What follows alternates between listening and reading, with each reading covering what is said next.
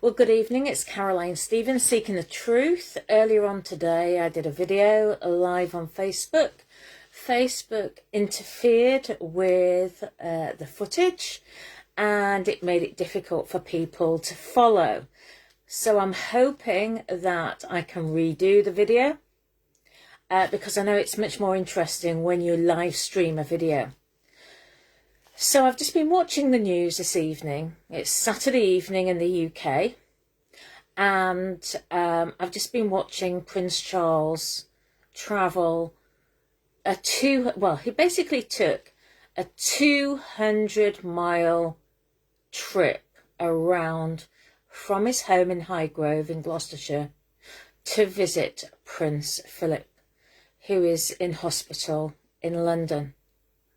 Now, I guess for anybody who's got friends and family in hospital, that must be very galling because most people, apart from Tom's family over at Christmas, after Christmas, most people's family can't visit and stay with them in hospital. So Charles went and did this 200-mile round trip and he stayed in the hospital visiting Prince Philip for 30 minutes. So how come he gets treated differently to the people like you and me? Anyway, so I'm just going to leave that with you because really people have got to wake up now and understand that we have a two-tier society. So that leads very nicely, actually, into the topic of eugenics. Please, can you tell me you can hear this video clearly? Is there anybody having problems? Okay, well, I'll keep going. Last Wednesday evening, I did a chat with Eric von Essex on his YouTube channel. We talked about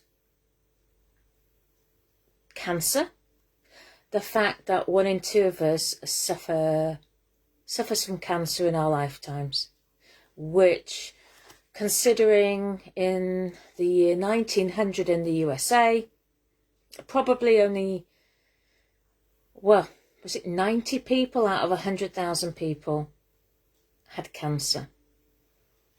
So why is this happening? And I'm going to be looking at the UK and the USA. We're going to be looking at eugenics, and we're going to be looking at, we were looking at the formation of the NHS, the National Health Service in the UK, last Wednesday. And basically I've spoken to Eric today, and he knows that I'm doing this show. And this is just a supplement show between last Wednesday and next Wednesday at 6 o'clock. Okay, so let's have a look at what is the big lie.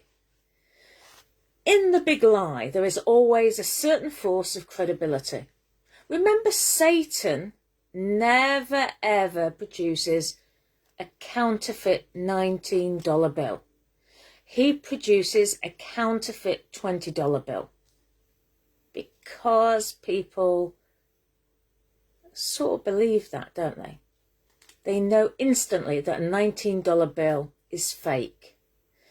So in the big lie, there's always a certain force of credibility because the broad masses of a nation are always more easily corrupted in the deeper strata of their emotional nature than consciously or voluntarily. And thus in the primitive simplicity of their minds, they more readily fall victims to the big lie than the small lie, since they themselves often tell small lies in little matters, but would be ashamed to resort to large-scale falsehoods. It would never come into their heads to fabricate colossal untruths, and they would not believe that others could have the impudence to distort the truth so infamously. Even though the facts which prove this to be so may be brought clearly to their minds, they will still doubt and waver and will continue to think that there may be some other explanation. You've heard it so many times on social media, people covering up for the government. They cannot believe that they could tell such big lies. And people on social media end up defending them totally unnecessarily. Okay, so let's go back to across the water, across the big pond, as they say, to the USA in 1928. Now, a chap, a guy called Vertus Wellborn Hardiman, he was the victim of an unethical secret US government radiation experiment. Hardiman was born on the 9th of March 1922, and it was in a Negro settlement in the United States. So when Hardiman was 5 years old, he was one of 9 children that took part in a terrifying medical experiment where he and other children were severely irradiated during a medical experiment conducted at the local county hospital. I hope this is clear this time and not interfered with on Facebook. So to get parental consent, the experiment was misrepresented as a new therapy for the scalp fungus known as ringworm. The radiation of the skull led to immediate symptoms, but also to a severe progressive necrosis of the bone all through his life. At the time, many human radiation experiments were conducted on African Americans, and they were funded by the United States Department of Defense and the United States Atomic Energy Commission. Experiments included feeding, now wait for this, radioactive food to disabled children. What sick people would do that? Feed children with radioactive food. They would insert radium rods into school children and inject pregnant women and babies with radioactive chemicals. The studies were classified until 1986, when they were released in a report entitled American Nuclear Guinea Pigs, 3 Decades of Radiation Experiments. Now, the treatment on Hardiman's skull left him with progressive necrosis of the scalp throughout the rest of his life. His head was so disfigured, so severe, that he had to wear hats and wigs to disguise his scalp. Now, Hardiman faced intense criticism from friends who had no idea what he was hiding, and for nearly 80 years he kept his disfigurement secret from the public. Yet despite his obstacle, he graduated from high school in 1941 with honours. In 1945, Hardiman travelled to the West Coast in search of a job. So this was at the end of World War II. After a year, he gained employment with the Los Angeles County General Hospital, where he was known as a loyal employee and was honoured for his perfect attendance record. Hardiman died at age 85. The life of Vertus Hardiman is a subject of the documentary Hole in the Head, A Life Revealed. It was released in 2011. It was written and produced by Wilbert Smith and directed by Brett Leonard. These types of experiments naturally led to a distrust of the medical community among African Americans. And that distrust now lingers right to this day. Okay, so that was 1928. You're saying, well, that was a long time ago, wasn't it? But of course, in the show on Wednesday, we talked about William Beveridge and we talked about Winston Churchill. and they were both in the NHS mix. And so we became acquainted with them on Wednesday, knowing that they were members of the Eugenics Society. In fact, Churchill held the role of a vice president of the Eugenics Society, and Beveridge had been to Oxford University. So, the most significant letter Churchill wrote in support of eugenics was left out of his biography. Randolph Churchill did that. They reckon it was just an oversight, but quite frankly, it seems to me that it would have been terribly embarrassing for them to admit that Winston Churchill was a member of the Eugenics Society. So this letter from Churchill to Asquith, written in December 1910, stated, "The unnatural and increasingly rapid growth of the feeble-minded and insane classes, coupled as it is with a steady restriction among all the thrifty, energetic and superior stocks, constitutes a national and race danger which it is impossible to exaggerate."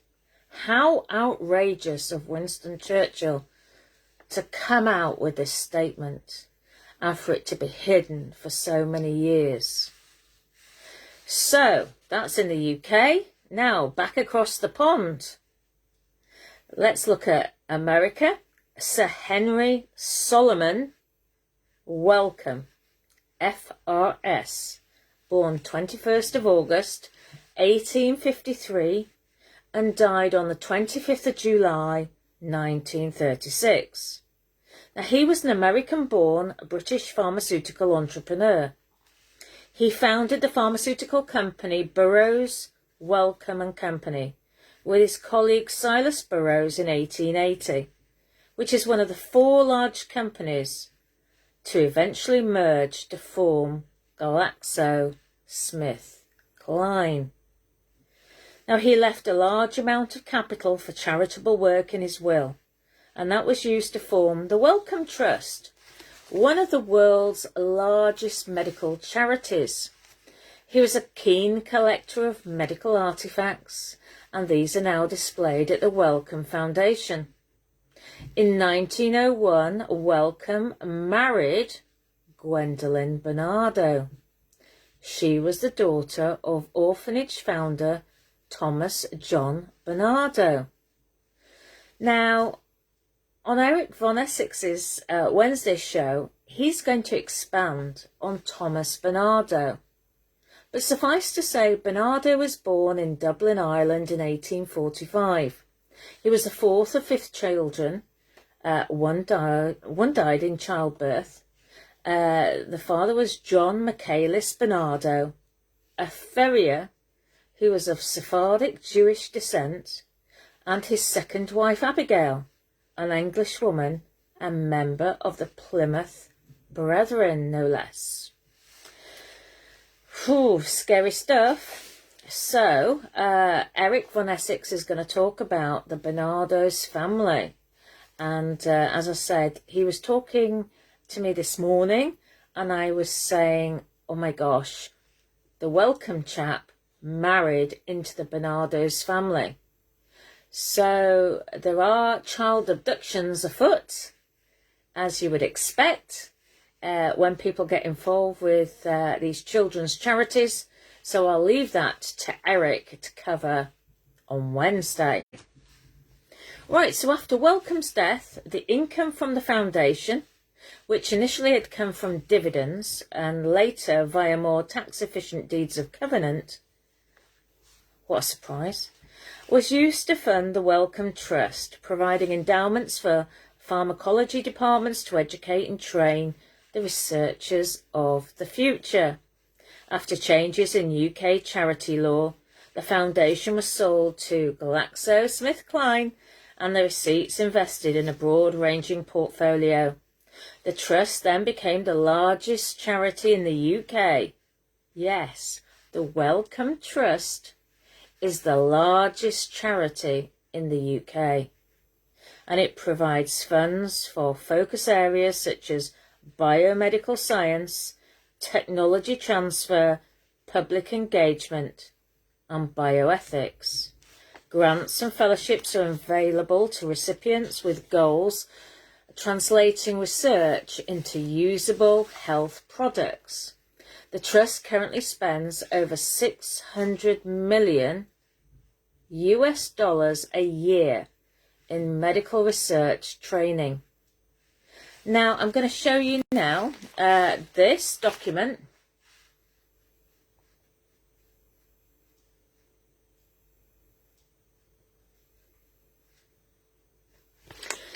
That's an example of a thesis submitted for a degree in doctorateship of philosophy at the University of Oxford, written by Graham Joseph Baker and sponsored by the Wellcome Trust in 2011.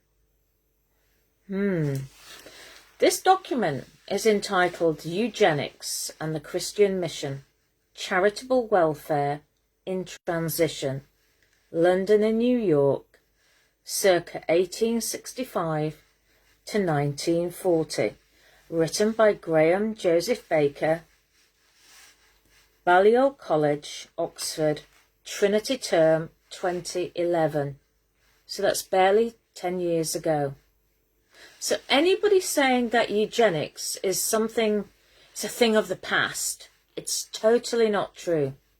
It's very much a topic for the present and for the future. Okay, so that's a document. It's just short of 400 pages long. So I have got to have a look through that document, which is why I'm not going to say anything more about it at the moment. But we're going to cover the Wellcome Trust in greater detail on Wednesday. That's my chat with Eric von Essex. Right, so we're talking about 2011, 2012. In February 2015, the UK's House of Commons approved regulations on what is called mitochondrial donation. Now, what these regulations permit is the transfer of nuclear DNA between eggs or embryos. The media terms this as the creation of 3 parent babies, because the sperm of the eggs of 3 people would be used and the child would have genes from 3 people. Is that ethical? Is this what God would want? Well, the techniques approved do not cure anyone of any mitochondrial disorders. They begin with a donor egg or embryo that is healthy and then replace the nuclear material so that child born will be genetically related to the woman providing the nuclear DNA. This all but erases the egg donor mother from the picture without adding to the safety of standard egg or embryo donation. Nuclear transfer is a form of genetic engineering that affects the germline, the genes that are passed on from generation to generation. It actually crosses the Rubicon into the deliberate genetic manipulation of future generations. This is something that has been widely prohibited and condemned by various international declarations. Now, it is far from clear whether these techniques are safe. A similar technique has already been banned in China, and in the USA, the Food and Drug Administration has decided that the technique, which they term Ukite modification, is not safe enough to be approved. So you're talking about a country that allows genetically modified food, not approving this, yet our Parliament has approved it, and that was 5 years ago. well, coming up to 6 years ago now. In addition, the post-fertilisation nuclear transfer technique developed by scientists in Newcastle destroys 2 embryos for every 1 embryo that is produced. Hundreds of embryos have already been destroyed in developing the technique. On the 19th of January 2012, no other than the Wellcome Trust announced its decision to give £4.4 million to Newcastle University to fund research into mitochondrial donation. On the same day, the Secretaries of State for Health and for Business Innovation and Skills asked the HFEA to seek public views on these techniques. So it's all dovetailed together, isn't it? All on the same day. You couldn't make it up. Meanwhile, the Nuffield Council on Bioethics, which is part funded by the Wellcome Trust, launched a call for evidence on the ethics. These 3 announcements on the same day were elements of a well-choreographed campaign that had been maintained for several years. And the vote in the House of Commons did not come out of the blue. You imagine it's like a sausage machine. It's a conveyor belt. Right, so that vote fits into a pattern seen in previous debates. For example, animal-human hybrids in 2008, cloning in 2001, and embryo experimentation way back in 1990. Consistently, the government of the day, regardless of whether they're the Tories or Labour, they've supported a liberalisation of the law despite ethical objections and the lack of scientific merit of many of the proposals. Government policy has been shaped in large part by the views of scientific advisors and by funding bodies. Basically, our Parliament is not fit for purpose.